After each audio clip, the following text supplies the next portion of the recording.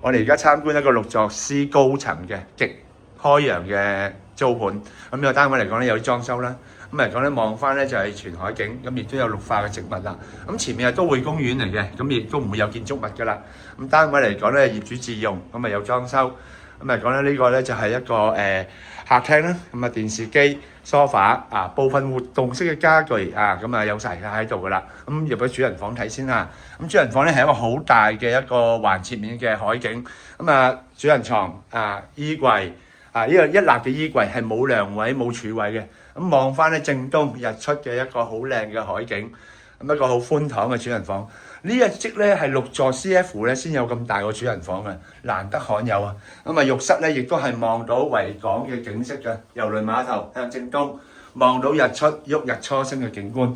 咁啊衣櫃有齊晒㗎啦。業主自用嘅關係咧，單位相當氣利啊！咁啊簡直一個發展商示範單位咁靚。咁啊另外嚟講咧，睇翻個飯廳亦都有飾櫃啦。咁啊吊燈都做齊晒㗎啦。咁啊餐台。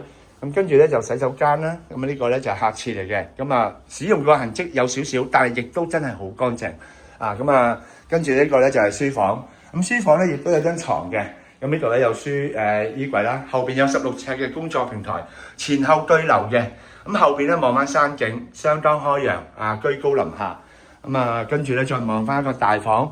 咁因為原本業主咧就有2個公子，咁咪有2個床褥，咁其實可以拍埋一邊咧，當一張都得嘅，一張床褥，咁啊都可以嘅。咁呢度咧就有一個本來2房打通去1房嘅，咁呢個咧都係望翻山景。咁嚟講咧就單位相當企理，咁啊如果大家有興趣嘅，咁啊可以聯絡翻我哋。咁啊廚房咧基本嘅設施有齊晒㗎啦，咁啊亦都好望到個開揚嘅體育園。啟德嗰邊睇到公眾體育館嘅景觀嘅，好。